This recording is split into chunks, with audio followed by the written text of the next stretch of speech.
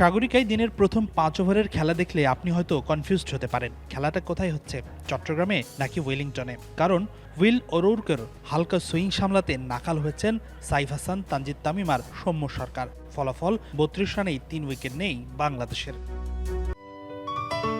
Ceylon টি রপ্তানিতে শীর্ষে। এমন বিপর্যয়ে দলের ত্রাতা হয়ে আসেন নাজমুল শান্ত ও লিটন কুমার দাস। ৪টি বাউন্ডারি আর একটি ছক্কায় ৭০ বলে 50 তুলে নেন শান্ত, ৭১ বলে অর্ধশতক হাঁকান লিটন। তবে ৭৬ রান করে জেডেন লেনক্সের স্পিনে বোল্ড হয়ে লিটন ফিরলে ভাঙে ১৬০ রানের জুটি। কিন্তু ঠিকই সেঞ্চুরি তুলে নেন শান্ত। ৯টি ৪ আর ২টি ছক্কার মারে ১১৪ বলে ক্যারিয়ারের চতুর্থ ওয়ানডে সেঞ্চুরি তুলে নিয়েছেন রাজশাহীর এই ক্রিকেটার। তবে আর মাত্র ৫ রান যোগ করার পরেই আউট হন শান্ত। ২২১ রানে পঞ্চম উইকেট হারায় বাংলাদেশ। এরপর মিরাজের ২২ আর হৃদয়ের অপরাজিত ৩৩ রানের ইনিংসে ৮ উইকেটে ২৬৫ রানের চ্যালেঞ্জিং স্কোর পায় বাংলাদেশ।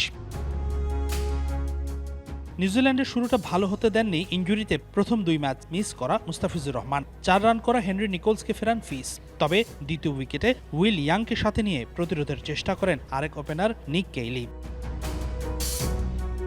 তবে ১৯ রান করা ইয়াংকে ফিরিয়ে এই জুটি ভাঙেন ইনফর্ম নাহিদ রানা। এরপর ল্যাথামকে, মেহেদি মিরাজ, মোহাম্মদ আব্বাসকে শরীফুল আর ক্লার্কসনকে তুলে নেন চাপাই এক্সপ্রেস।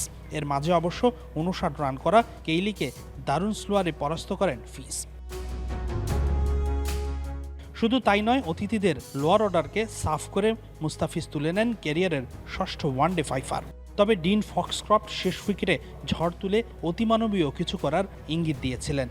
কিন্তু মিরাজের স্পিনে পরাস্ত হয়ে ৭৫ রানে এই ব্যাটার ফিরলেই ৫৫ রানের জয় পায় বাংলাদেশ, যার ফলে ২-১ সিরিজ জিতে নিল টাইগাররা। ওয়েস্ট ইন্ডিজ, পাকিস্তান, নিউজিল্যান্ড ক্রিকেটের ৩ পরাশক্তির বিপক্ষে টানা সিরিজ জয়। ২০২৩ থেকে ২৫ সাল পর্যন্ত ওয়ানডে ক্রিকেটে যে ধুকেছে বাংলাদেশ, এই ৩ জয়ে পায়ের তলার মাটিটা শক্ত করেছে মিরাজের দল। ২০২৭ বিশ্বকাপের আগে এই ভালো ফর্মের ধারাটা ধরে রাখা এখন খুব জরুরি টাইগারদের জন্য। হাসিনুর রহমান, যমুনা স্পোর্টস, চট্টগ্রাম।